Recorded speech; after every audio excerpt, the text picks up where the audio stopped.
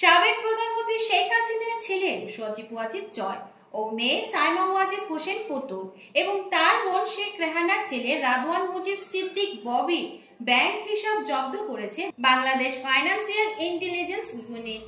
মৌলভীবাজার 2 কুলাউড়া আসনের সাবেক সংসদ সদস্য ডাকসু ভিপি সুলতান মোহাম্মদ মনসুর আহমেদ গ্রেফতার হওয়ায় আনন্দ মিছিল বের করেছে কুলাউড়া বিএনপি।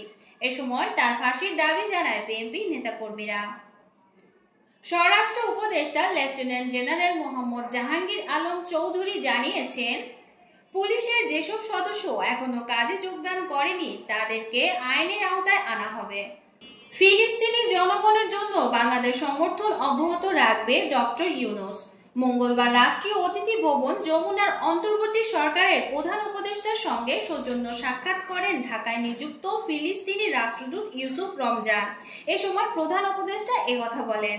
গাজীপুরের জুট ব্যবসার নিয়ন্ত্রণ নিয়ে বিএনপির 2 গ্রুপের মধ্যে সংঘর্ষের ঘটনা ঘটেছে। এতে উভয় পক্ষের কমপক্ষে 5 জন আহত হয়েছেন। মঙ্গলবার সকাল 10টায় মহানগরীর কোনাবাড়ির জরুন এলাকায় এই ঘটনা ঘটে। বগুড়া 2 আসনের সাবেক সংসদ সদস্য শরীফুল ইসলাম জিন্নাহ ও পানি সম্পদ মন্ত্রণালয়ের সাবেক সিনিয়র সচিব কবির বিন আনোয়ারের দেশ ত্যাগে নিষেধাজ্ঞা দিয়েছেন আদালত। চট্টগ্রাম সিটি কর্পোরেশনের নির্বাচনে কারচুপির অভিযোগে ফলাফল বাতিল চেয়ে বিএনপি মেয়র প্রার্থী ডাক্তার শাহাদাত হোসেনের দায়ের করা মামলায় তাকে মেয়র ঘোষণা করেছেন আদালত। একই সঙ্গে আগামী 10 দিনের মধ্যে গেজেট প্রকাশ করার জন্য নির্দেশ দেওয়া হয়েছে।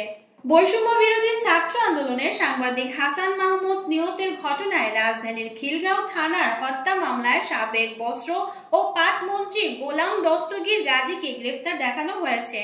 এরপর তাকে আবার কারাগারে পাঠানো হয়। লেবাননের প্রধানমন্ত্রী নাজিব মিকাতি বলেছেন, ইসরায়েলের অব্যাহত বিমান হামলার কারণে দেশ জুড়ে 10 লাখ মানুষ এরই মধ্যে ঘরবাড়ি ছাড়তে বাধ্য হয়ে থাকতে পারে। তার মতে এটাই সবচেয়ে বড় বাস্তুচ্যুতির ঘটনা।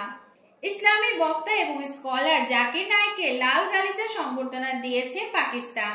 দেশটির সরকারের আমন্ত্রণে সোমবার সকালে তিনি পাকিস্তানের নিউ ইসলামাবাদ বিমানবন্দরে নামার পর এই সংবর্ধনা দেওয়া হয় তাকে।